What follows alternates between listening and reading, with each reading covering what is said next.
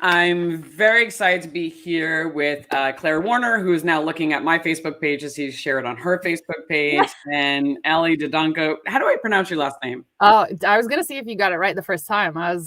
You were close. You're close. It's Dedianko. Dedianko. Philip actually told me, and then I forgot. So thank you, Dedianko. Because I'm terrible at that sometimes about pronouncing people. So I'm really trying to be conscious of it and ask people that now. So I'm really excited to be with, it's very funny. It's like having this interview, I laugh and, thinking about it, it's like Claire and I became brand ambassadors almost at the exact same time.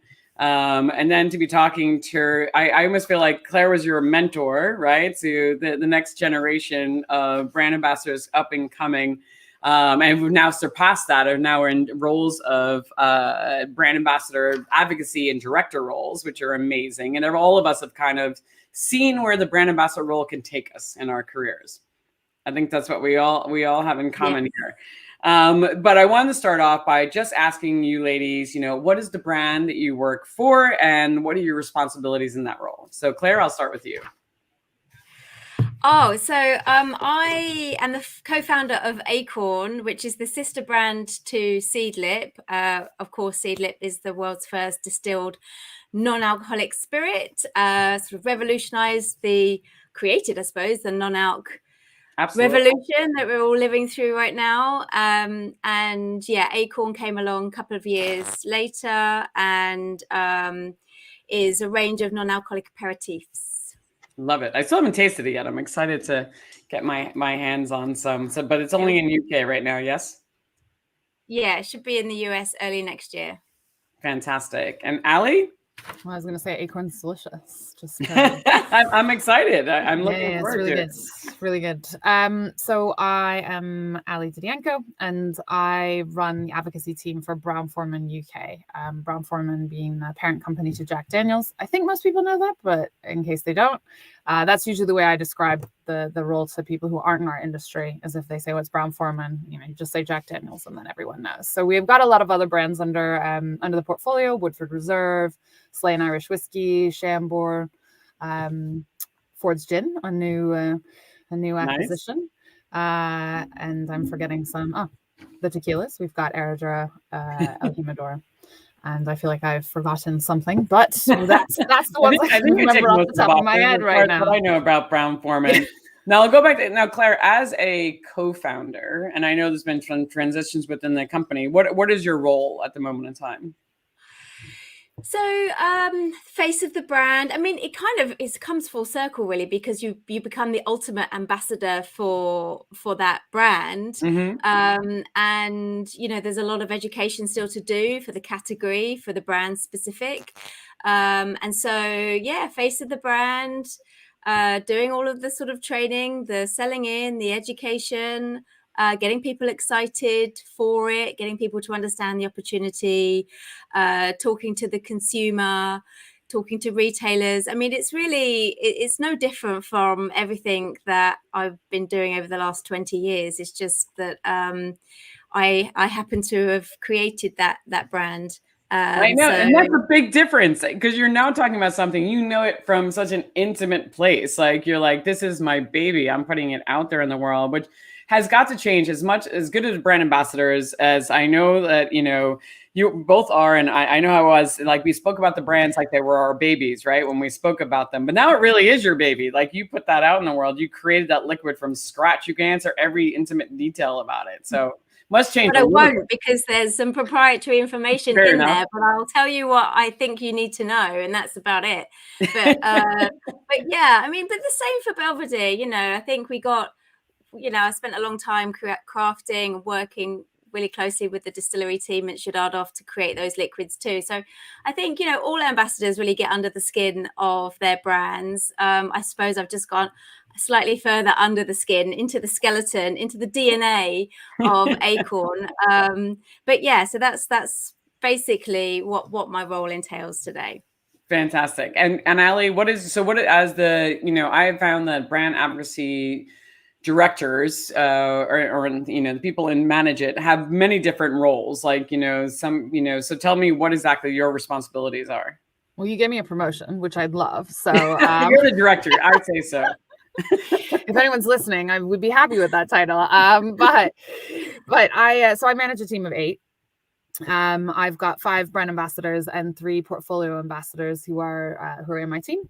The portfolio ambassadors are based regionally, and sort of, the clue is in the name. They look after the full portfolio. So I've got, I guess the way I describe them is I've got generalists, my portfolio ambassadors, who are regional specialists, but portfolio generalists. And then I've got brand specialists who cover the whole UK, but who obviously are less knowledgeable about the individual venues or the nuances of certain regions. And, obviously the UK is a much smaller country than the US. Tiny, in fact, but the differences, still exist between regions. So, who our competitors are in Scotland might be very different to who they are in London, or even in, the middle of the country. So that's why it's important to have people who understand the full commercial landscape, as well as then people who really understand, the DNA of the brands that they look after. No, absolutely. And are you like their spirit guru, their education trainer, mental, therapist, like all? I don't think they would say that. Yeah. Yes, I am their guru. Exactly. Yeah. Exactly that. No, I think I try to provide, that advice where I can. Something I'm trying to get better at doing is actually doing more coaching and less answer giving. I think I said this to you when we spoke before, Elaine, is that I'm quite solutions orientated person. And often when someone comes to me with a problem, I think, oh, I can solve this for you with a quick answer. But then that same problem comes back to me time and time again, because I haven't actually taught them how to solve the problem themselves. So I think that's something that's what I should be doing more of, is more coaching. And then generally, I'm also the person who is, doing the back of house stuff, the really sexy number counting, keeping them on track with their KPIs and all that stuff that I think when you make the jump from bartender to brand ambassador, that maybe you don't think you're going to have to do, the reporting side of things, make a case for why you need to make that trip, or why that event's important, or why we should invest in that customer. Absolutely. So, we're going to talk about that later on also, with the less sexy side of the business. But and you did talk about that, because it is, being a manager is hard, and learning how to coach, because everybody here are doers, right? So we're, problem solvers, you get stuff done. And being a manager, as you said, like taking that step back, and then and it's painful sometimes, that you have to be patient as you educate them on how to go through the process. And because it takes time, being a manager takes time. And I know, Claire, you've done this as well. Thoughts about me? Yeah, exactly. So Ali, would you consider Claire a coach? I think she's a great coach now. I think initially when I started, she was probably like, oh my God, just how do I tell this person to just get it done, because she's a disaster. And I just also want to clarify, my team is really experienced and super knowledgeable, and they do come to me for things, but like they're way far and away more experienced than I was when I started out in this role.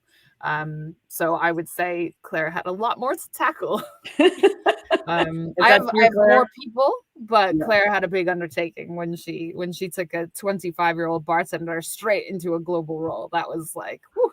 Yeah, that's a big thing. And we're going to talk about, I want to hear that story of how you went from there. And I think a lot of people would like to hear that story. Claire, how was it to coach Ali?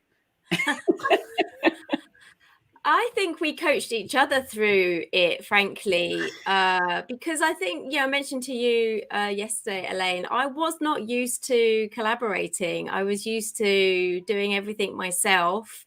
And all of a sudden, Ali's there, and I'm sort of saying, just do it, JFDI. What do you need me for? I'm just here to you do you, babes. Yeah. Meanwhile, I was like, I don't know what that means. Yeah. Another acronym. What is this new JFDI? Oh my God, you're so right. The acronyms. We didn't even speak about that, Elaine. That was one of the major things, the corporate boundaries. Wow.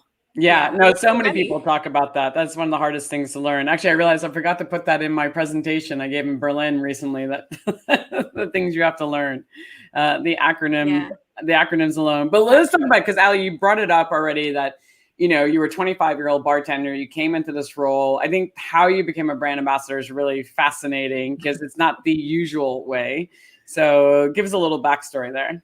Yeah, so I won my job in a cocktail competition, which I guess it wasn't a typical cocktail competition, not like you maybe would see today. You know, there was a lot more to it than just making cocktails. And I also want to clarify that I'm definitely and was not the best bartender of the bunch, but the role entailed a lot more than just making a cocktail.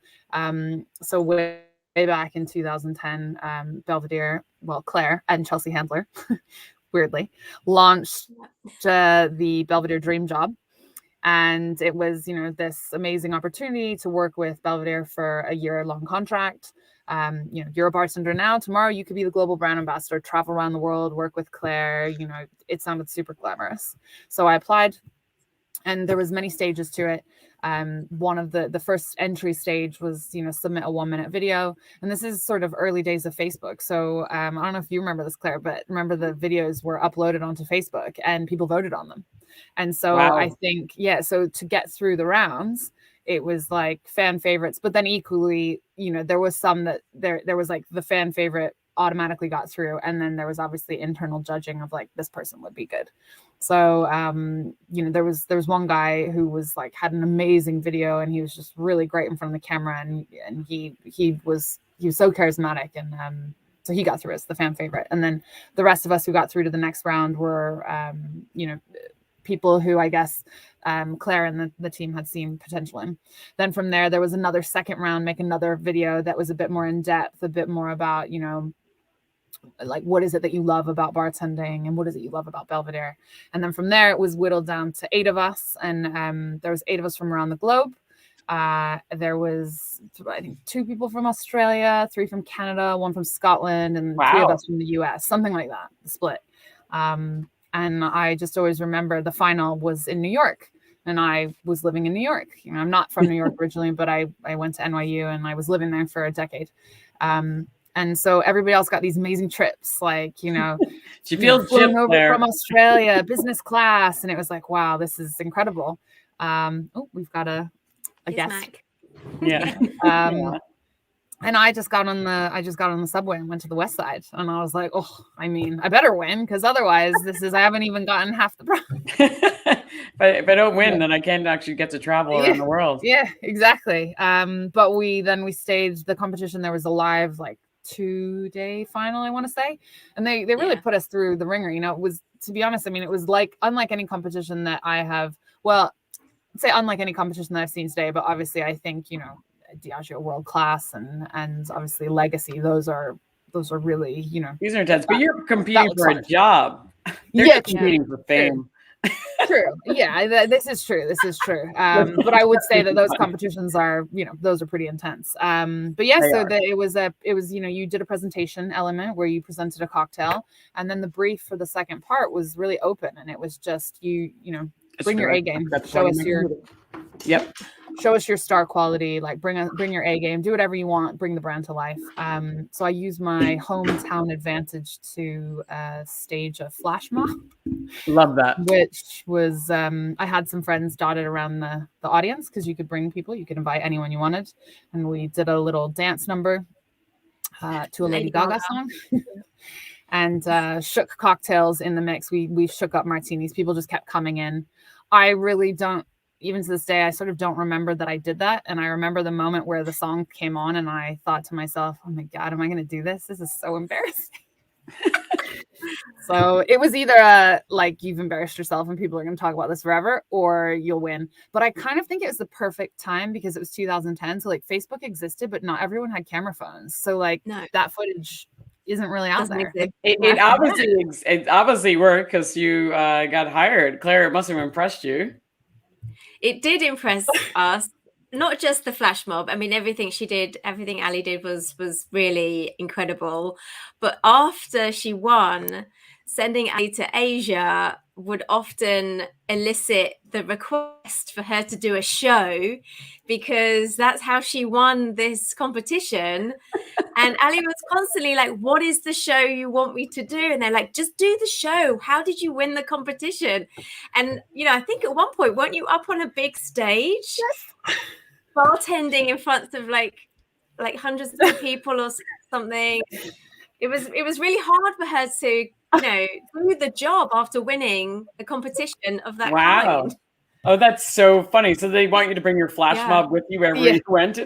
Yeah, it was like, oh, this is what she does. She dances. This is her thing. Like she puts on like a Madonna style, you know, comes in with like the mic. And so yeah, Claire's right. One of the first gigs I did, I went to Singapore, and it was they said, yeah, we've got you this amazing opportunity to present at, it was like a food and wine show, and it was on top of I don't know if it's still there. It's called One Altitude, and it's like one of the tallest buildings in Singapore, and there's a restaurant and bar on top. And so they like set up this bar, and they had consumers, and they were like, okay, so each night you're going to have a different theme and a different outfit change. And we want it to be like, what's the music? I was like, what am I doing to the music? They're like, you know, your show. Your show. Oh my God. Goodness, I don't have to do this gig. But I was also so new in the role, and I couldn't. I felt like, I must do this thing. Is this? Yeah. So obviously it wasn't quite the same, but I you know, I tried to provide some sort of entertainment value. I felt like we're like hype master just out there. Yeah. Wow, that's hilarious. That is the first time I think I've ever heard that for a brand ambassador, having to actually put on a performance, because that's what people thought you did. So you were not only a brand ambassador, you were Madonna with a flash mob. Yeah, I think people were like, people used to always ask me. Yeah, well, people used to always ask me to flare. I don't know if anyone else has experienced this, but I always used to be asked to flare. And also, I want to just say, no disrespect to flare, I can't do it. It's very impressive.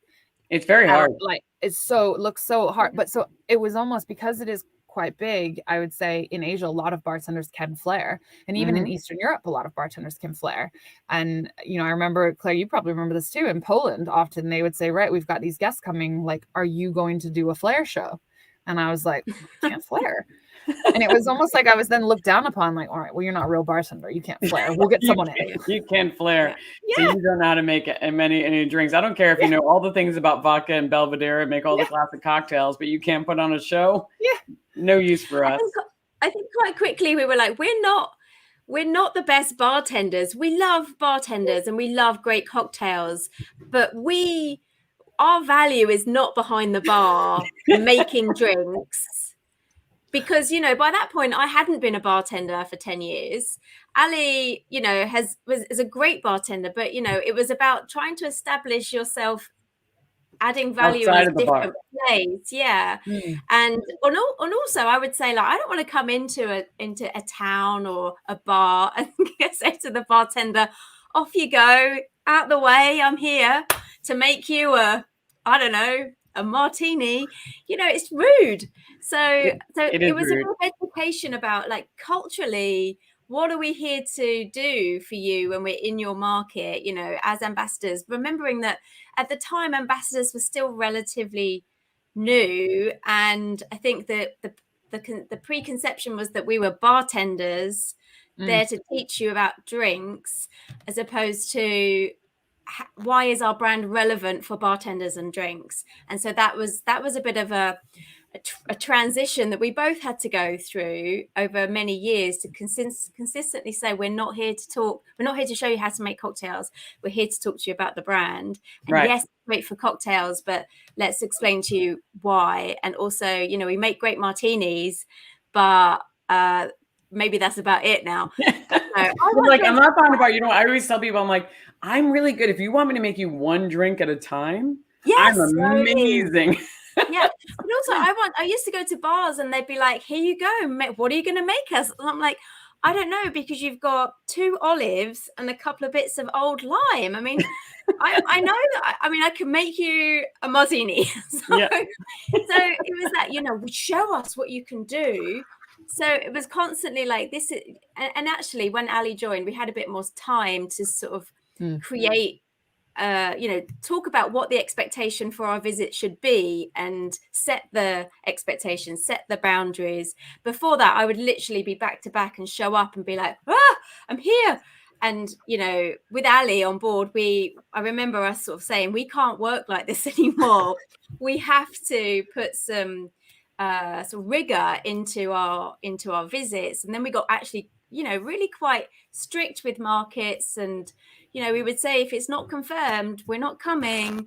we need to see X, Y, Z. And we started to kind of set the expectation for our visit so that, people had high expectations of what we could offer because we'd set them for that market, but equally we had expectations of the market too. So they, there was an expectation on both sides. No, I think that's a great way. And I've seen that change because I used to experience the same thing. Like I would come to markets and then I would be there and I was like, okay, I'm here. And they didn't really have any set agenda.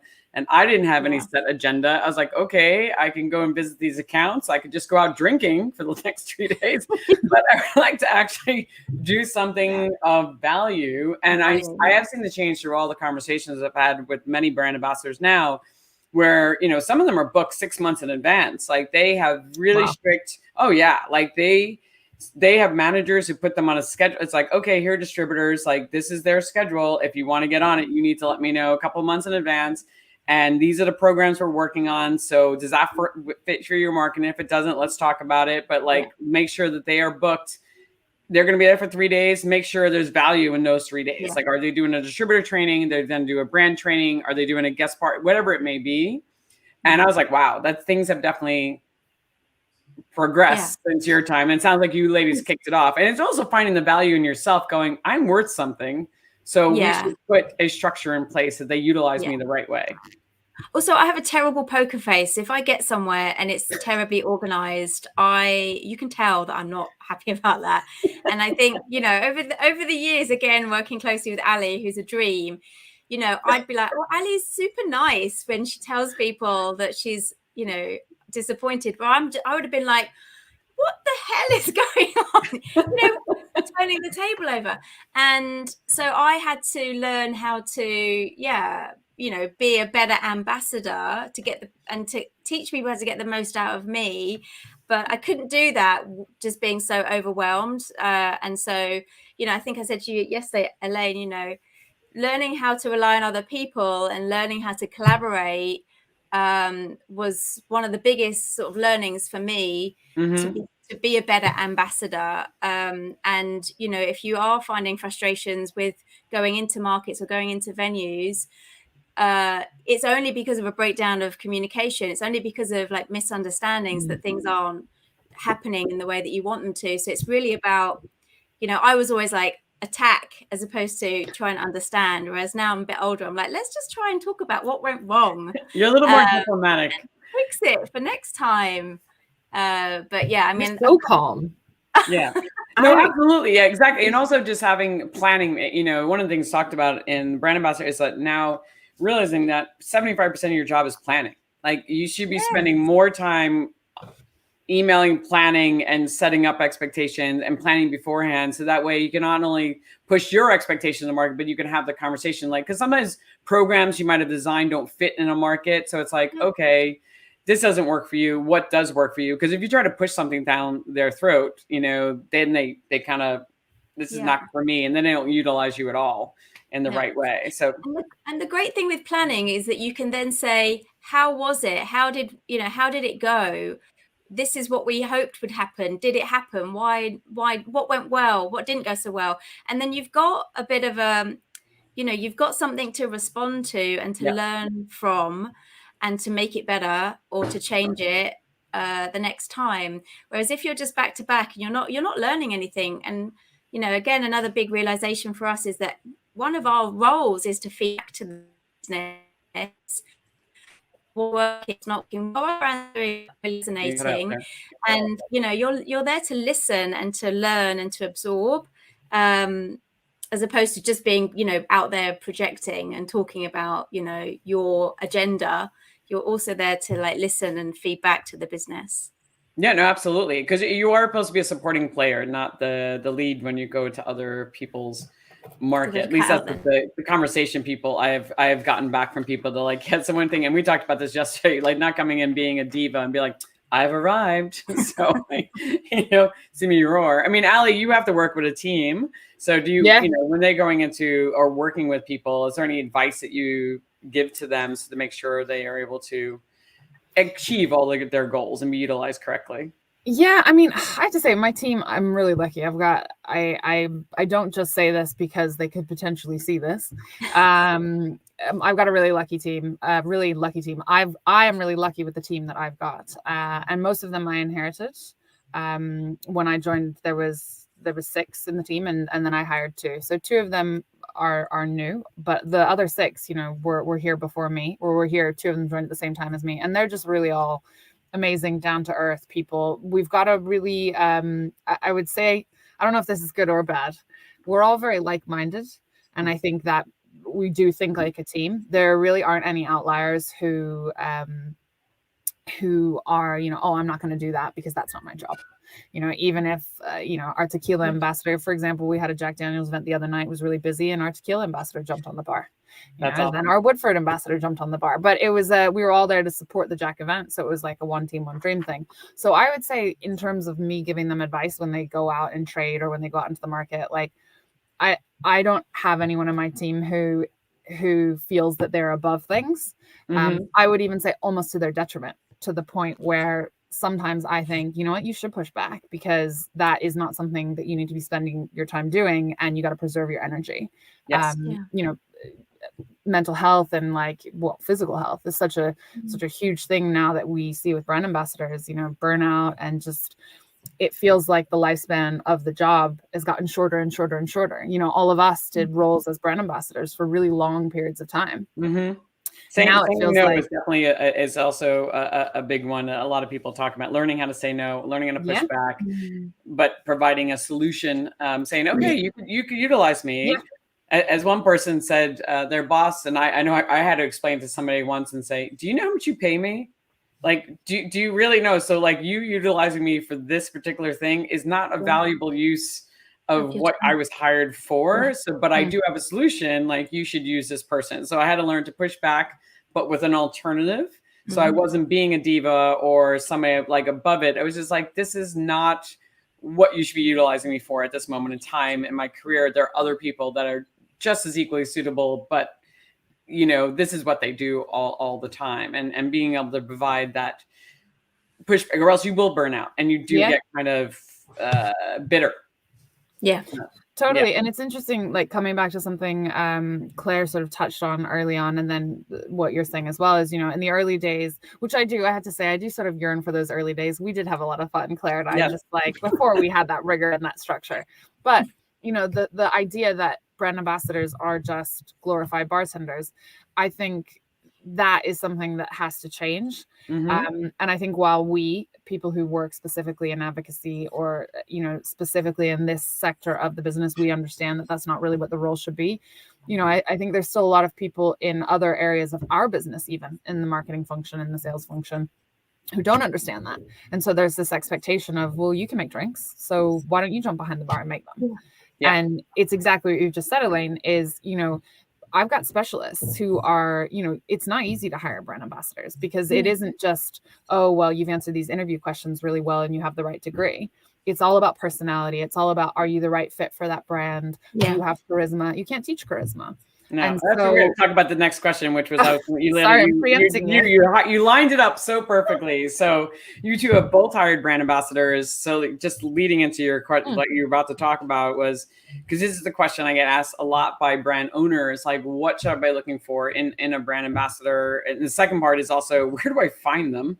And what are some of the questions you might ask them to kind of weed out? It's hard, right? It's like, I know, I saw the face like, not sure. Yeah. So let's talk about what do you look for? Like, you were saying charisma. Yeah, I mean, I think it's just one of these things. It feels like a weird thing to say when but you do. And I think sort of how, even though it was very odd how I got my start in this particular facet of the industry, it really was, I think, probably the most intense job interview I could have ever gone through. And I did all of the things that, fine, maybe I wasn't putting on a show every single time, even if that's what the expectation became. But the point is, you see really what someone's capable of. Like, if you're presenting every day in your job, which you are often in this role, can you present? And that's something that, often you get asked to do a prepared presentation, but how quick are you on your feet? How do you act under pressure? How are you in front of a crowd? These are things that you might not initially know when you hire a brand ambassador. And some of that, I think you have to go on feeling, you have to go on personal recommendation. I also think that, a lot of brand ambassadors, well, some of them come the traditional route of straight from bar, maybe having gone to college, maybe not having gone to college. And we can't judge them on the same criteria that you might hire somebody in marketing. I think that's difficult for a lot of companies like ours, to understand is, oh, well, we're recruiting through LinkedIn. And so recently when I was recruiting, I actually, spoke to the recruiters and said, look, we're not getting the best candidates through LinkedIn, because if we want a young up and coming bartender, they probably don't have a LinkedIn. And it's just not a skill that it's not a platform they know they need to have. So we actually recruited through some Facebook groups. We even did some recruiting on Instagram stories, just thinking like, where are young people looking? No, I think that's great. That's great advice. I mean, I do tell, whenever I give, we give seminars about building your personal brand and getting out, because people ask me, how do I get a brand ambassador job? And I'm like, you should have at least a LinkedIn profile. Like everybody should have a LinkedIn profile, just because it puts you out there in the world. I mean, I got my job at Anheuser-Busch because I had a LinkedIn profile. That's where they found me. So it was like, I was not qualified for that job at all, but I looked good on LinkedIn. I got the interview, and I'm a really good interviewer. So I got hired. The next thing you know, I'm traveling around the globe, but you should. But I love the idea of the Instagram story and the Facebook. I think that's a great tool, because people ask, they're like, where do I find them? I'm like, and I think we talked about this yesterday. One thing I was told advice was, and I think it's really good, especially if you're looking for more diverse clients, and I know, candidates, is you should be recruiting all the time. Like when you're out, great advice. Yeah, when you're traveling, you should just be like, this person I think would be a potentially good brand ambassador. And they might be working for another brand, but I'm gonna just put a little note, like put them in my files, and we are looking. They, just give them a call, or like, this person was an amazing bartender. They really explain how the brand works. They really seem to be passionate about education. I'm gonna make a note that maybe they're the person, because when you're looking, it seems like everybody disappears. I know. Yeah. I mean, I find it really hard to recruit. I will say, I mean, we went through a lot of rounds to recruit for the 2 roles that I recently hired. And, part of it was, one was for a tequila role, and we've got a great tequila ambassador. I mean, he's awesome. But another was for a portfolio ambassador role in the north of England. And I'm not based in the north, and I don't have a network up there. And, I really was relying on other people in our company, and other people in my team who live in the northern cities to say, do you know anybody? And I think another thing that's really interesting, and I don't know if this is the right time to talk about this, but I really found, even though we're 3 women sitting here speaking about it, I really found a lack of female talent. And not that there's a lack of female talent, but there wasn't a talent pool. I couldn't find the females in certain regions of the country to apply. And maybe someone's going to be watching this and say, oh, you should have approached me. I mean, we looked. And what we did find was that a lot of the female bartenders we approached, they said, I'm not ready to make that leap. I'm really happy still working in venue. I want to see where my career can go on this side. Thank you for thinking of me. But what I did find was that there was a lot of very underqualified male candidates who were happy to throw their hat in the ring. Well, you've heard that expression, right? And it's so true. Women, and this is the one thing, I did a diversity and inclusion seminar, and one of the things they talk about is to make sure you don't put anything in your ad that is not really necessary. Like, don't be like, oh, you have to be proficient in Microsoft Word. Like, you have to be an expert in Microsoft Word and PowerPoint and all these things, because a man will apply for a job if he's only like, I think it's something like 60% qualified for the role. We're a woman, or else we're like 90% qualified for the role. We're not applying, and that can really turn off a lot of candidates. But men, they're like, sure, I'll figure it out. Where women typically are like, well, like that would be dishonest if I said that. Yeah, men don't care. Yeah, totally. Like one of the girls that we eventually did get to interview, we sort of pushed her to interview. She was like, I don't think I'm qualified. I was like, you are qualified. Like you are. Put yourself out there. Even to the point where, I was like, this is great practice for you. Like practice interviewing, which is something else I think always people take the forget interview. about. Always. I always tell people, like, Claire, like for you, you hired Ali. I mean, so what about Ali? I know you're gonna have to flatter Ali right now, but She was crazy. It worked out. She seems to be a great candidate, but there was something about her. I mean, everybody could do a good video, it could be a good interviewee, but obviously there's certain candidates that make it, and she stayed. I mean, she ended up moving to a different country, got married, had kid, obviously all those things worked out. So what did you? I can't take credit for any of that bit. I can't take credit for my life. I mean, but no, I think, I think it's a bit like dating in a way. You get a kind of feeling for somebody, and I think that some of the best ambassadors are warm, are genuine, are affable. You want to spend time with them. There's a authenticity to them when they're talking about their topic. They're not overbearing or arrogant. They're excited, they're curious, they want you to be curious about what they're talking about. They're inciting your curiosity, they're pulling you in. All of those elements are very difficult to teach. There's something, they're in this charisma. It's, who knows, it's a little bit of magic. And the other stuff you can teach, right? The presenting skills, you can teach that. Even, if you're not the best bartender, we can teach that. But there's something about, that person being able to draw people in, being a good storyteller. Ali, told lots of great stories through her presentation, and just a very natural presenter. And yeah, so all the sort of like the more technical stuff, even the proficiency in PowerPoint, which I love, which Ali didn't have, but I love PowerPoint. That all that stuff can be taught. It's the But how about the entrepreneurial mindset? Because you do have to have, because it's not like your job, your 9-to-5 job. You don't come in, set up the bar, and then you're done. It's like it's constantly going, and some people that's very overwhelming. It's like I don't know how you tell if that person. The only way for me I can see if a person has that is if they are doing things outside of their normal job. Like Ali was doing competition. I think competitions. Showing that you're doing things above and beyond your day-to-day somehow is a good indicator. What would you think about that? We've had our... I was going to say, Claire, you saw me in another competition that I lost. I think I had only done like maybe 1 or 2 other competitions where I made a really terrible tequila cocktail with a... but it's like the fact you did the competition. It's that you practice, because being a brand ambassador in my mind is like somebody you're doing 17,000 jobs at once, right? So showing that when I say the entrepreneurial mindset, this is something I would love to hear your thoughts. It's like, to me, it's like just you're doing above and beyond your job. You have your day job, but you're doing the WSET level 3s, you're doing the competitions, you're doing talks at trade shows. It's showing that you can handle multiple things. At least that's my thought. And we've had, we've made mistakes, hire people that haven't hustled, brought people in, and I want someone to say to me, what else can I do? What more should I be doing? And to be wanting more is part of the role. And if you're not being given it, then you are out there seeking it yourself. We were constantly thinking about all of the different ways we could animate Belvedere, and constantly like, what about this? Have you thought about this? That curiosity is super important, but it can't just be like head in the clouds. It has to be linked to good commercial head as well. Like, we could do a million different things with the brand, but is it gonna convert into bottles sold?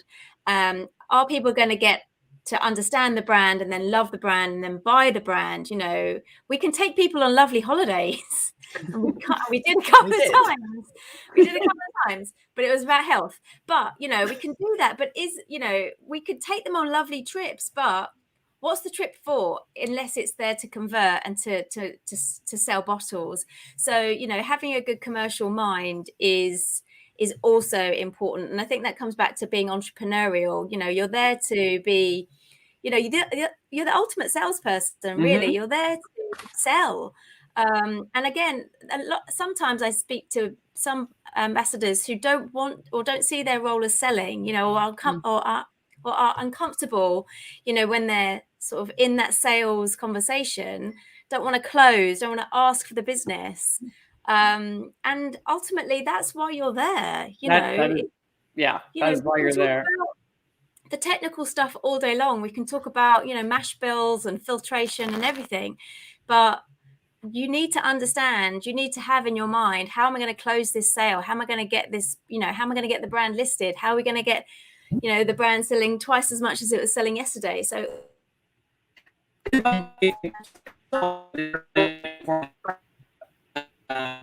going into corporate, because obviously it is a big jump when you go into corporate, and I think Claire froze. And going into that corporate role is very, it can be very overwhelming. And I know we talked about this before, Ali, yesterday, a little bit about that overwhelming. And Claire, we talked about this as well. Like, there are certain changes you have to make about yourself to kind of fit into that corporate role. And you also need to be able to preserve who you are, which is not always an easy transition. But I want to put it more, we'll talk about like what things you can struggle with, but also let's talk about how do you learn that commercial side, because you might not have, and this is definitely something for those who want to progress in their career, they need to understand that commercial side of the business. And, I want to talk about like, okay, the struggles you can have at corporate when you're first starting, and then how you can use corporate to then progress your career. Like, how you can use it to learn the things you need to learn, like the commercial side of the business. So Claire, you first came on to corporate. You came from, the bar world, right? Into the corporate world of Moet and Hennessy, which is very corporate and very French. Some of the things you struggle with. They didn't know what to do, so I kind of sat between. You're cutting out a little bit. I'm going to go with Ali first. Ali, talk about it, and then Claire will come back on. Ali, how was your transition into corporate? Yeah, so mine was, I would say it was pretty intense. I was working as a bartender, and I had finished college probably, I was 25 when I joined, just nearly 26 when I joined Belvedere. So I had finished college maybe 3 years earlier, and even though I had a degree and had plans to get the quote unquote real job, I was making really good money working behind a bar, and it was the days of making cash tips in New York City. And like, that was too good to walk away from. Life was fun. And so then the idea that I would have this corporate job and that there would be, a calendar that I'd have to manage, and there was, meetings and appointments. And obviously I think, had the transition been very much, it's 9 to 5, you come into your office at 9, you leave at 5, which I would have hated. But had it been that, at least that would have been something I understood. But I think it comes back to what you were saying before, Elaine, about how there's this, this starterness. I'm not sure if that's a word, but this need to sort of, you're always working, right? Like, your job isn't 9 to 5. Your job is anytime you are out and about, you're representing the brand. You are constantly, you are the face of the brand. You are the physical embodiment of the brand. And so some days your day might be 9 to 5 and you might be doing admin, but a lot of days it might be you're on a photo shoot, you're traveling, you're on market visits, you're speaking to distributors. And so that for me, I think, was a big challenge, because it was corporate, but there was also this level of freedom. And so it was never just, you go into the office, you have your HR meeting, you're told what the dress code is, and you sit at your desk. It was, you work for Moet Hennessy, the most corporate of the corporates. Everyone's French and wearing a suit. And then here I was. And it's a Vuitton suit. Yes, a Vuitton suit. That's so true. And then here I was with what I thought were my like office attire clothes. And I always just looked a little bit messy and disheveled in those early days. And I just, it was a hard transition. Like Claire said, I mean, I didn't use PowerPoint. Like, I have a liberal arts degree. I wrote a lot of stuff in Word, used my MLA format and knew how to do all of that. But I didn't have a design background. Not saying you need a design background to know how to use PowerPoint, but honestly, Ali, I've worked for the 2 biggest companies in the world. I still suck at PowerPoint. I hate PowerPoint. And I now have a contract with my clients. Like, if you ask me to make a PowerPoint presentation, it's not going to happen. Like, I will charge you double for the PowerPoint presentation. If you ask me, I will just, if you want a Word document, you can take it. And I do have ways of cheating. And I'll do it. I love it. Claire's so good. Yeah. Some people love it. And I would tell my Anheuser-Busch, I was like, I could do this job in double time if you didn't make me put it into a freaking deck. Like I could just like bang through everything, but the fact that you make me sit and then trying to come up with the perfect graphs and images and the 3 words that have to go on a slide that you're going to show you once. Oh, I hate it. I'm in like Excel thinking, how can I turn this into a PowerPoint? I know. I have to say, I actually really see the value in PowerPoint now, but that Claire taught me so much. I remember so many, like looking at so many of her presentations, and I would love to be able to dig up like one of the first presentations I ever made and look at it now. Like one of the first ones that I ever thought was really good, and look at it now and be like, remember, Claire, that when you got really into transitions and you were always like animating slides? So the slides, it would be like the next slide and the words would fly in from the Oh yeah.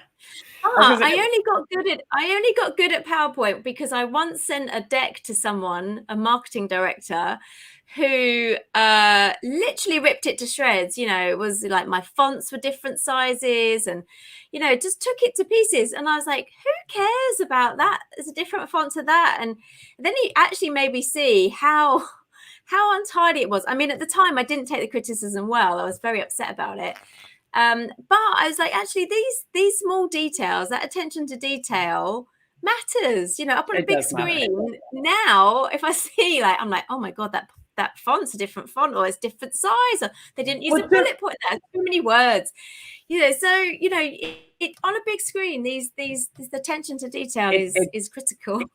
It does matter. And I know I make fun of it. I now actually pay people at Fiverr to do sometimes if it's really important, I send it to somebody there and I'm like, here's the general concept. I pay them $25 and they make it nice and they send it back. That's like literally it's worth every dollar. I'm like, here's all the things. I'll make the initial slides. Could you just make it pretty? And I send it over to them. And the other cheat is Canva. Canva's great. Yeah. Canva's great. I steal all my slides from Canva and they make me look like a genius. Yeah, no, well, so there's definitely things. So speaking of bicarb, so that's definitely, I heard that a lot. Every brand about tells me like, oh my God, the PowerPoint, like, you know, I didn't know how to use any of it. And it's something we definitely need to know how to use because it is important in corporate life, and being accurate is really important because people do judge you. They judge you by your grammar and your writing and your spelling and everything else. You're judged all the time. I mean, I judge people by that too. So I'm That's why I have Grammarly. That's the other thing that helps me out. Like that corrects me. But knowing the commercial side of the business, you know, how big was it at, say, like a Belvedere? Like when you were there, did they allow you in were you in the meetings? Because I know, Claire, we'll talk about like you transitioned from somebody who was a brand ambassador to being on innovation and making spirits. So you had to learn some of that corporate side and that commercial business. So how did that work for you? Like within the company, how did you learn that? Like, how did people bring you in the meetings? Did you ask to be part of meetings? Like, what were some of the things you did? I was in the meeting. Hello, I'll just be here talking about what I think we should be doing. You don't want me here. Well, I'm sorry, I'm here now. But all I can hear, Claire, is Viswav saying, Claire, do you know what the cogs are on that? Cogs. Oh my God. Yeah. No, I think I was very idealistic for a long time, and so I didn't really understand the commercial side. I'd be like, we want to make banana Belvedere. It's going to be delicious. Everyone's going to drink it. It's going to be great. And then, you know, the finance team, the technical team was, but these are the cogs, the cost of goods of what a banana Belvedere would cost to make. And I would be like, so what? It's going to be delicious. And that was for a while, probably a few years, the battle between me and the finance team. You know, our poor finance director must have been just like whacking his head on the desk because I'd be like, but Francois, it doesn't matter because it's going to be the best flavor ever. But in time, you realize that actually, in order to get a decision across the line, the decision maker is not necessarily the president, it's the finance team, it's the distilling team, it's the, you know, and actually one of the biggest learnings that I had was those decisions, those big decisions are often not made when you're in that conference room. Those decisions are made in side conversations, in a coffee with Vislav in the distillery, in a quick chat with Francois about how popular bananas are this year. And we can get some really good costs on bananas, Francois, don't worry. And, then you come into that conversation, that commercial conversation, and everyone's feeling comfortable about the fact that Belvedere banana is going to be the next big thing. So, but that took a long time. But the great thing about commercial, the corporate world is that you do have, if you at your disposal, teams of people that you can sit with, you can talk to, you can ask questions. And at Moat Hennessy, I always found that no question was a silly question.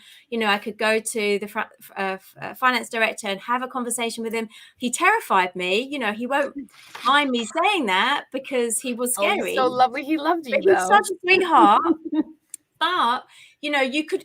There were resources at your disposal. There were people there that you can say, I don't understand this. Can I just have 5 minutes and can you just take me through it? Because we had that meeting, something I didn't understand. It's a bit like being at school. If you don't ask and if you don't use those resources, you really won't learn, and you won't. And crucially, in corporate world, relationships are key. People are key. Who who is sponsoring you, who is saying nice things about you when you're not in the room. All of that is very important, and it often gets labeled as like the politics. And I think the more positive way of thinking about that is like you need to build your network internally as much as you do externally. Those people will do a lot of heavy lifting for you when you're not there. So that's how I kind of transitioned several times. And that's like where you learned like all the information you needed to learn, because you asked all the questions and you found the right people to speak to.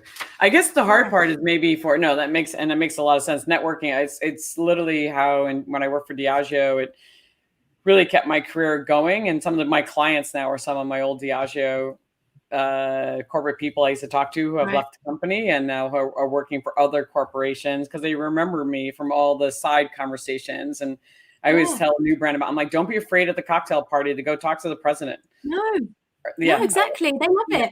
They love that. Really do. But I guess it's harder for a lot of the small brands that are out there, like the people that don't have a corporate world. It's just you, the owner.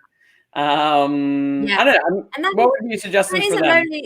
That's a lonely space. But again, as we talked about yesterday, our industry, I feel, is very open, very collaborative. If there's a question, if you're feeling unsure, reach out and ask people the question. Network. Build your network outside of the bar. Go and have a coffee and talk about spreadsheets or whatever. But don't feel.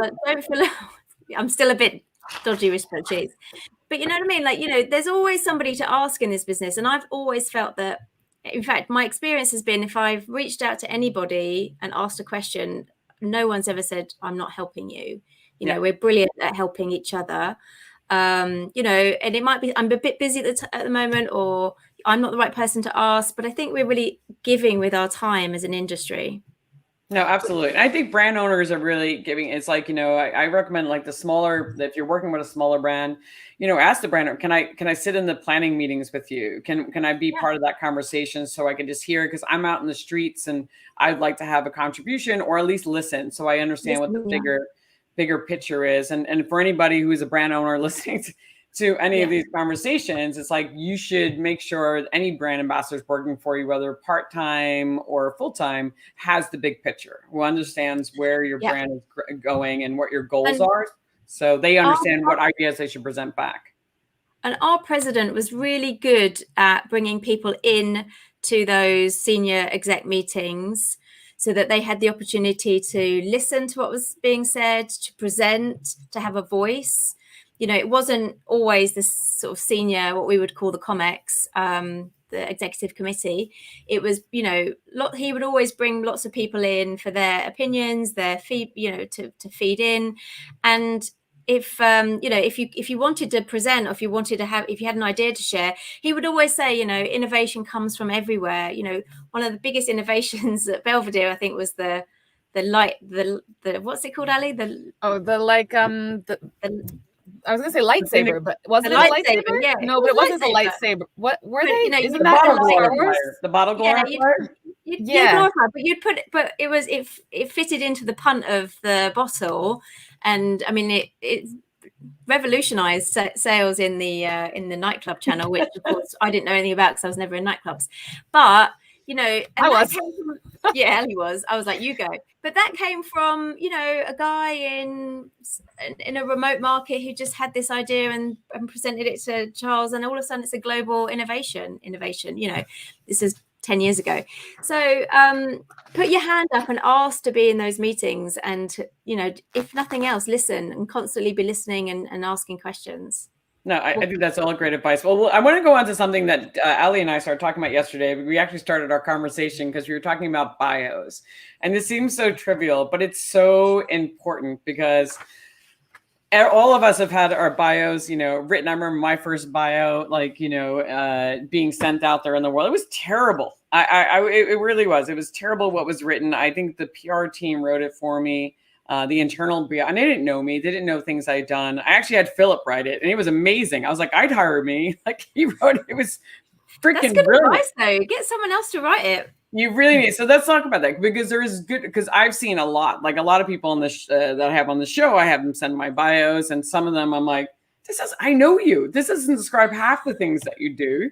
And it doesn't sound like, it's not that exciting, to read. So, Ali, I know you've been working with your team, and it is something I tell brands: you need to write a bio for your team. You need to make sure they have headshots, that they have bios, because they might be asked for. And it's something that people don't think about. It's like, it's not the first thing that they think about, but I think it's really important. And Ali, you've been doing it for your team. So why did you decide to write everybody's bios? Well, so this is quite funny because I still haven't sent Elaine my bio. No.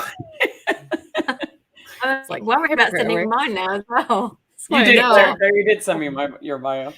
I think you did. But saying that, as we've all just said, it's really hard to write about yourself, and it's really hard to write about yourself in the third person. It feels weird. It also feels weird to speak about yourself really highly. You think, oh, is that a big deal? Do people care that I did that? Probably no one cares. And I found that with my team. I said to all of them, you all need a bio. And they all wrote their bios. And then I went back in and edited a lot of them to make them as glorious as they should be, to say, look, you're really not doing yourself credit here. Like, this is a big deal. You need to, really shout about this thing that you did. And I think for a lot of them, it is this, because I'm not saying that as a brand ambassador, you should be all about self-promotion, because that's not my style anyway. But I do think there is an element of, you need to be confident, because ultimately you are the face of the brand. Mm-hmm. And you spoke about before, Elaine, your own personal brand. Like, you are most likely being hired for the job because you have a strong personal brand, because you are someone who's persuasive, because you are someone that people trust and that people like. I mean, it's about likability as much as anything else, isn't it? It is. You can have lots of knowledge, but if you're not likable, people are just going to come away from that being like, wow, what a thoroughly boring individual. There are some ambassadors like that. But there are some, no names. Yes, there are. And I think, like Claire said before, you can learn the facts, and also we've got Google. Like, if you want to know how long something was charcoal mellowed, well, you can Google it. But if you want to hear a really cool story about a time that Slane pops to mind, but if you want to hear a really cool story about some of the musicians who've played at the Slane Music Festival, our brand ambassador, he's a wealth of knowledge about all of the he can tell you about all of these cool acts that played there, and he can tell you all about the sustainability of the brand, and he can just tell you all these really fun facts that you aren't going to find online. And that's the reason that people remember that brand. But I think when you're writing a bio, you don't think about the trivial stuff. You don't think about, the small awards or the small interests you have that humanize you. My favorite part of anyone's bio is the last line at the end, where it says, like, Claire currently resides in London with husband Dan, dog Mac. Claire enjoys, you know my bio. I know. Yeah. I'm just thinking, how would I end it? What does Claire love? It does say that. Does it say that? Yeah. I know people actually like, because we have a gecko named Dave. So they're like, oh, you have a gecko? Oh, do you have a gecko named Dave? I have a gecko named Dave. Yeah. He's 15, 12 years old now, I think. Yeah. That's a good way of... That's a great thing that someone will remember about you. And it's those facts that will endear someone to you and the brands. I mean, we have, the bios come through whenever we've got new starters, and there's a girl who just started for us, and I haven't actually met her yet, but I'm quite intrigued to meet her because in her bio, she apparently used to be a former professional badminton player for Great Britain. Wow. Yeah, I know. Low achiever. And she retired in 2014, and then she did all this other amazing stuff. But like, I kind of glossed over, you know, her education and where she's from, and it was all that stuff that I thought, well, this is an interesting person. I'd love to know more about her. And that's why bio is super important. I think it is. And I think every line needs to do a lot of heavy lifting, right? So like no filler.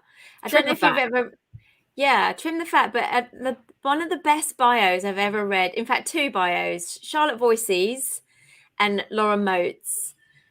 I came away, I mean, literally blown away. I felt, you know, in awe and not worthy to call them colleagues, peers, friends, because every line was, oh my God, that's amazing, in a really kind of like genuine, authentic way.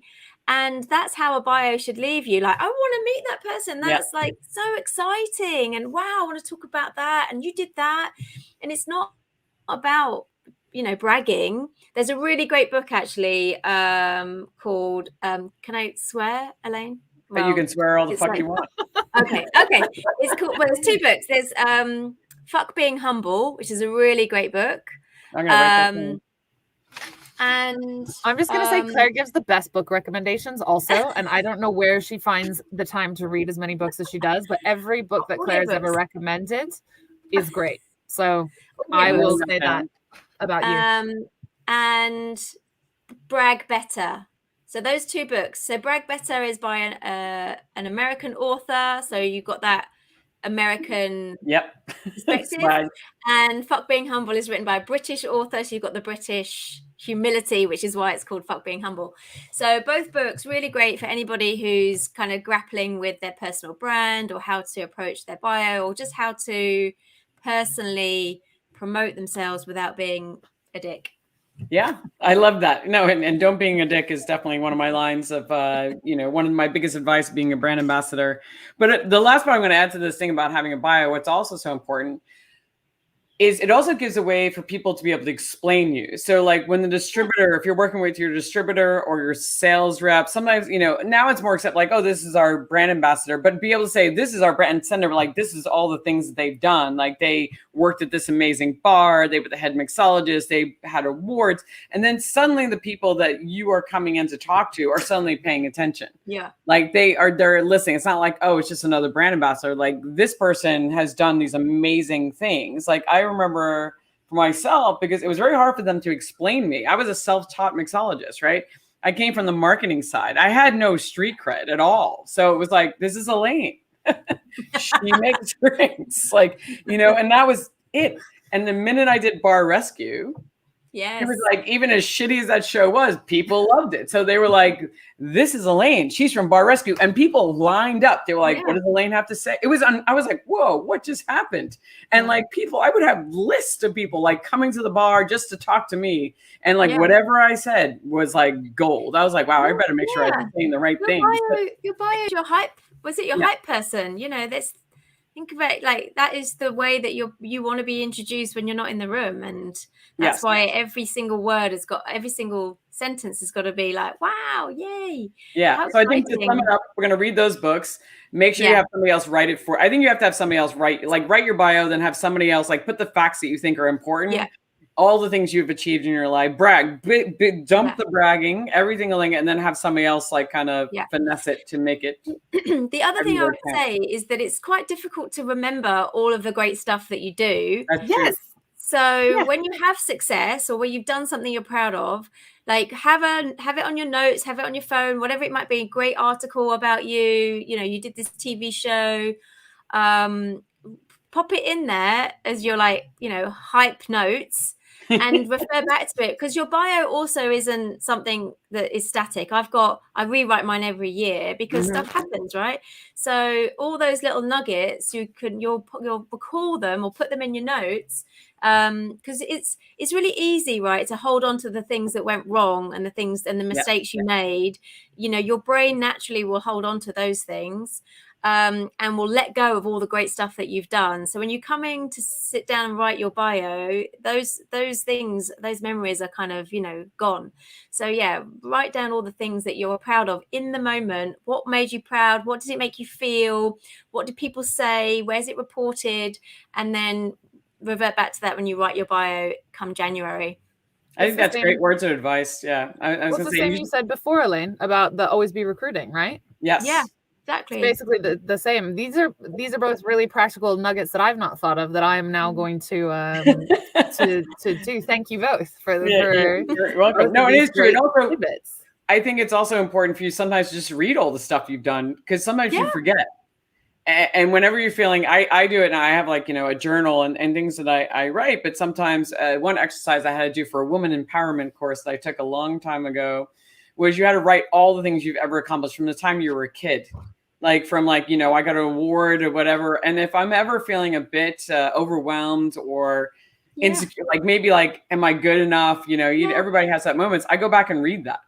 Yeah. And I'm like, I've done all these things. It's good. And, in our roles, there's more of us now, but in the beginning, there weren't many people like us around. And so, you had to hype yourself. You had to remember what you were there to do, and actually you're good at what you do.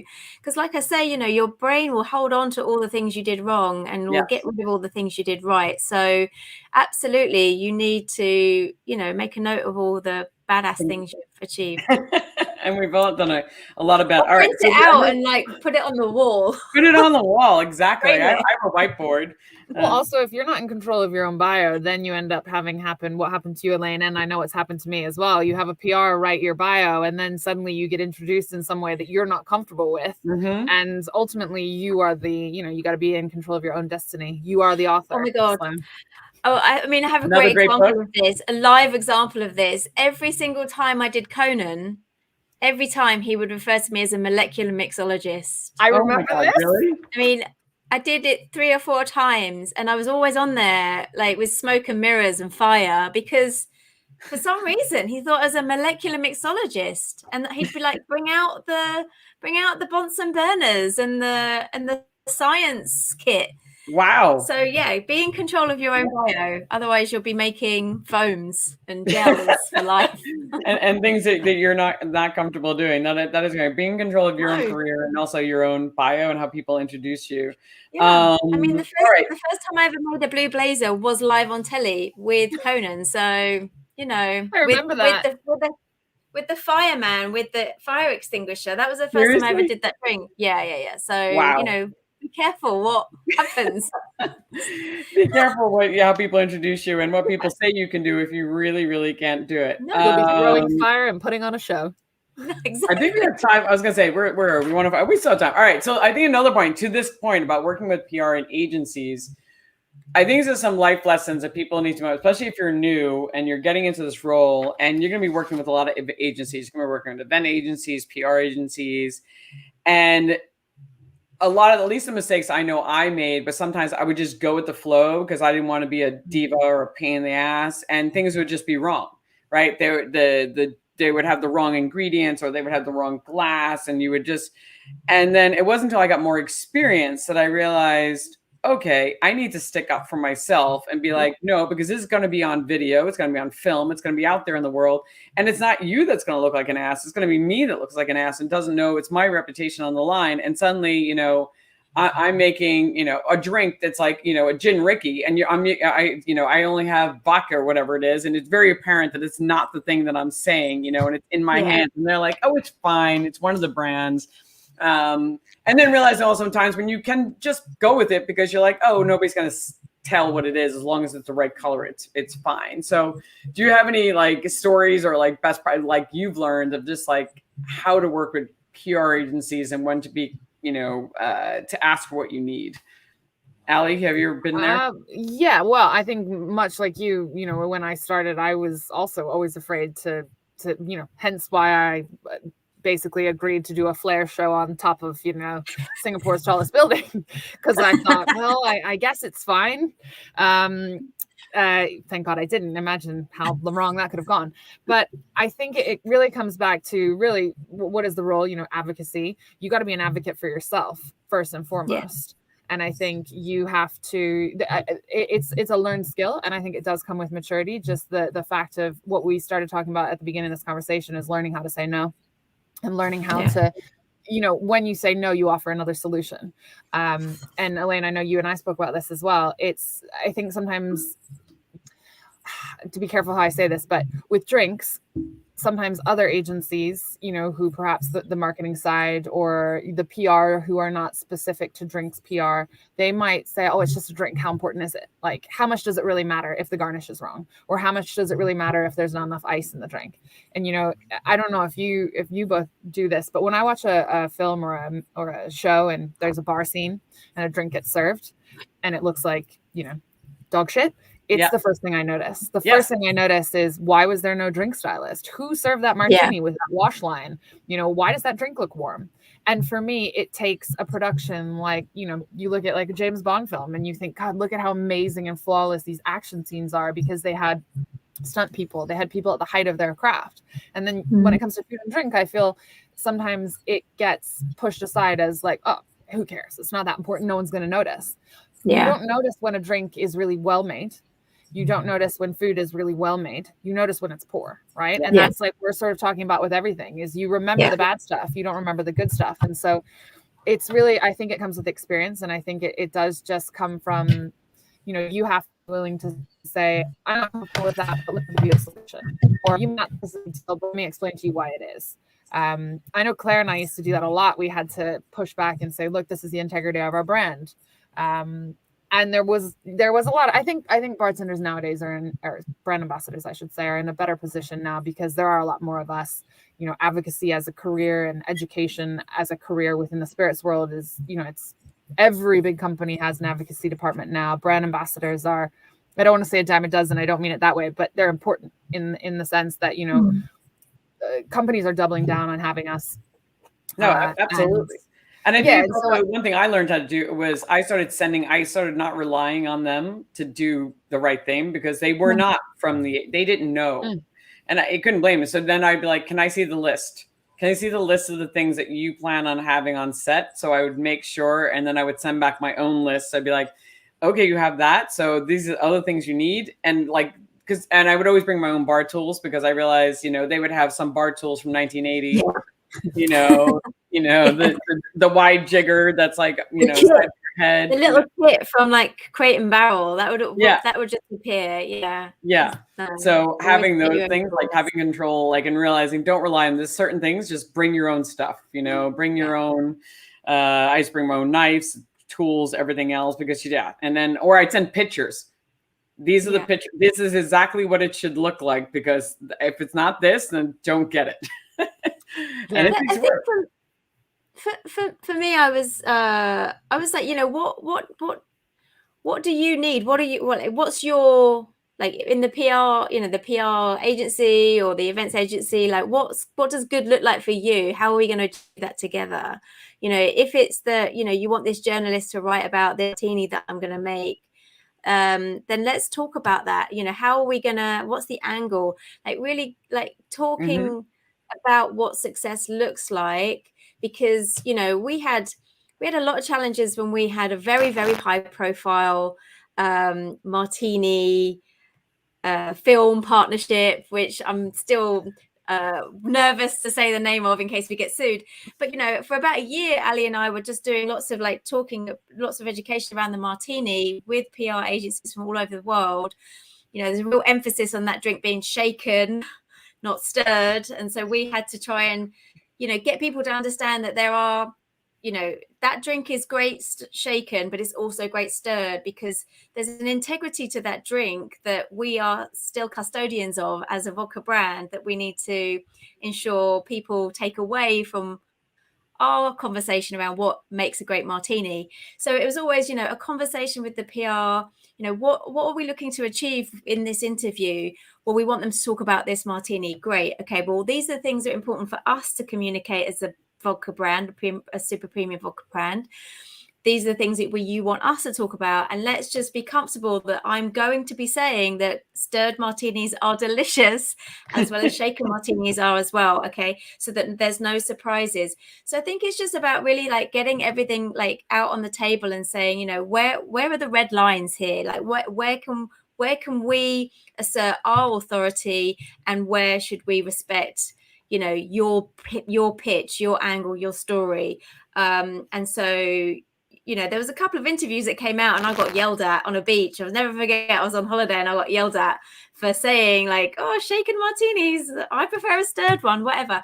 So, you know, it's, you know, again, setting up expectations and trying to manage everybody's expectations so that everybody succeeds. No, I think that's great advice. It's like making sure that you have that compromise. Like, these are the things that have to be said. These are the things that have to get across from the brand side.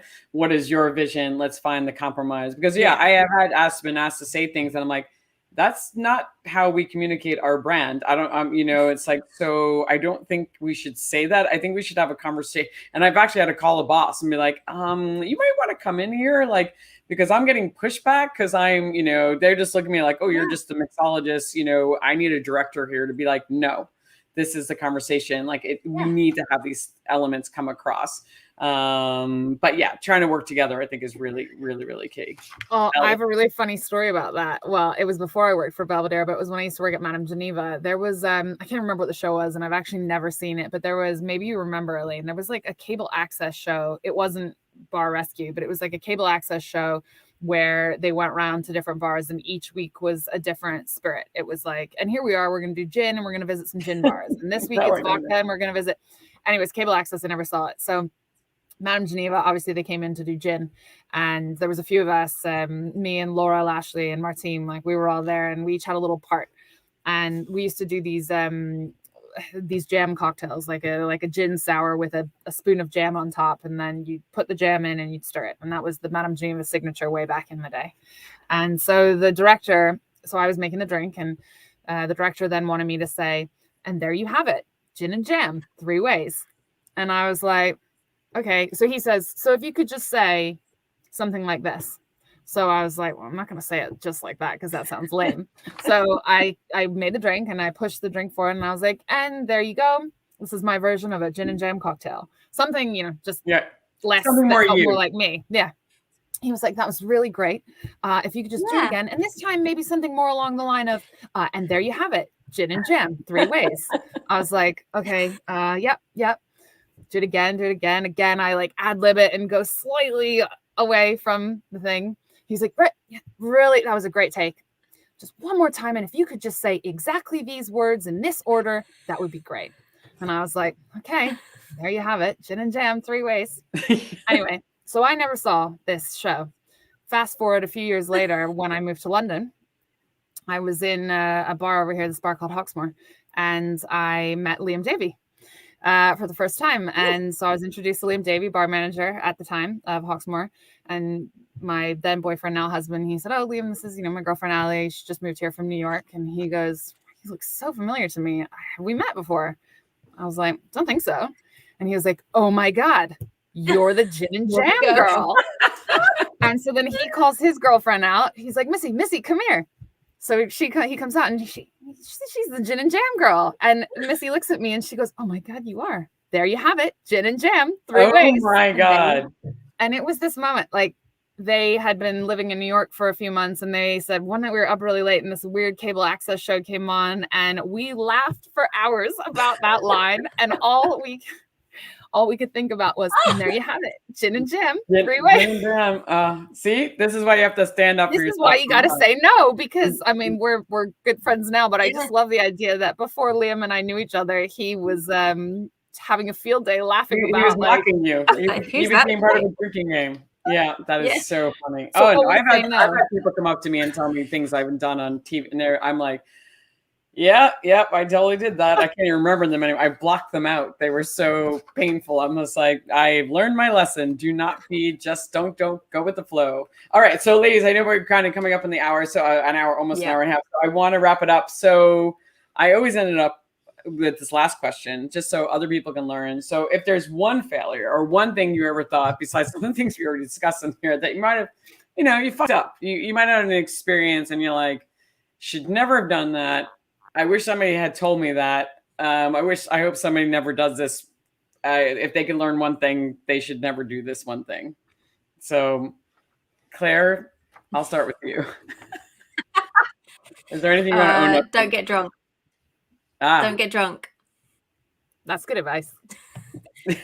Don't get drunk. She's not going to own up to a Don't get time she drunk. got drunk, but she's just going to say, no, it is good. No, there's no, don't get drunk, particularly when there's a camera crew or you've got to do a presentation, and you're there to do a job. Once the job's done and the camera's gone and your presentation's over, yeah, of course, have a drink, relax, whatever. But just, yeah, I always would overestimate my ability to present well if I'd had a drink, and it took a little while for me to accept that, and now I go the other way. I like overly prepare, because there's been times when I've literally lost my thread and had a panic attack because I'm like, I've had a drink and I can't remember what I'm meant to be talking about now, and it's the worst feeling. And there's alcohol everywhere because you're a brand ambassador and people are like, you're doing a tasting, you're in the moment. My advice is just don't drink until you're done, until you're off the clock, and then have a cocktail. Have a shaken martini. They're delicious.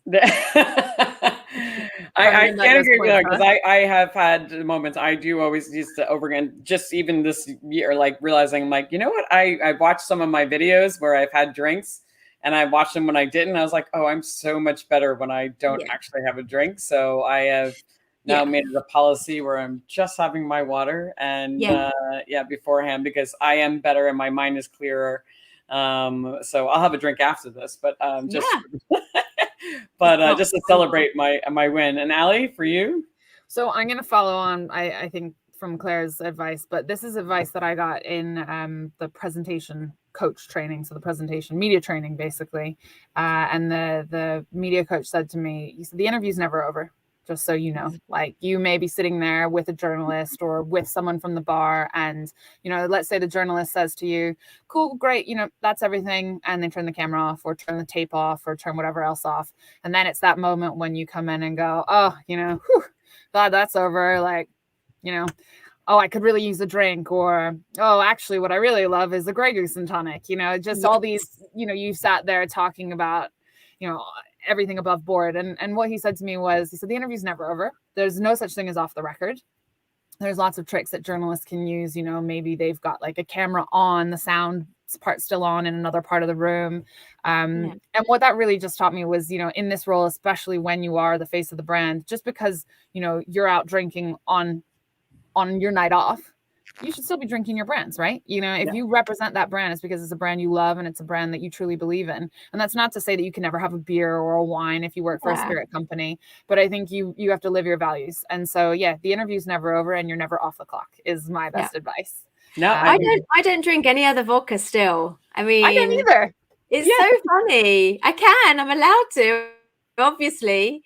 But they do start to live within you. Like, they do start. Like, it's very hard for me. I've tried really hard to find another Reposado tequila that I love more than Don Julio Reposado, but there isn't. And I've tried many, and I just love it. It's still the brand I buy, and for me, it's just I even though I don't work for the brand anymore. I mean, I've worked for the full portfolio, and I will drink different whiskeys and whatever. And I still love Bullet, and I still love. I don't really. I like my Kettle One. I won't say the same about Ciroc anymore. They've done bad things to that brand, and I just don't want it. Makes me sad. I was gonna say, I'm on talking about the mics and the mics being off. Always remember, like, if you have, my thing is like the battery pack thing on, and it's on, and you're on set, and you go to the loo, make sure you turn it off. Oh, nothing more embarrassing than that. You don't want it to end down the loo. You don't want it to end down the loo either. You don't want your conversations to be recorded when you're not on set and you're still talking, and because it's attached to you.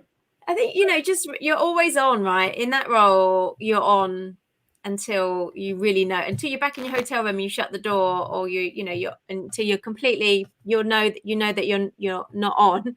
But while you're working, particularly if you're traveling for work, you're constantly representing the brand, and that's like being really great representation of the brand at 3 a.m. in a nightclub, and then showing up at 9 a.m. smart clean, not stinking of booze, to do a great presentation. And that is what a lot of people find very difficult to be able to do both of those things. But that is the hallmark of a great ambassador. If you have a logo on your shirt, thanks, you're always on. It's Yes, so true. And making sure you're not wearing the wrong logo. Yes. Don't be wearing other people's brands if you're representing. don't That's ever a good do that. point. I was just thinking, I was looking at how great the photo of that he's got there with his logo perhaps on his shirt. I thought that was really I don't know if that was intentional, but like that's quite cool. Super dad. Yeah, super dad with his kids. Super dad. Thanks, Donald, for tuning in. Well, ladies, this was fantastic. It was really lovely catching up with the both of you. It's been way too long. I look forward to being able to do this in person. Thanks again for coming on. There's a lot of great tidbits in here that I hope a lot of people learn from. Yeah, thanks so much, Elaine. Thanks for giving the platform for me to have a nice chat with one of my besties. See you on Saturday. Yeah, see you Saturday. All right, ladies. Thank you again. Take care. I look forward to seeing you soon. Bye. Thanks. Bye.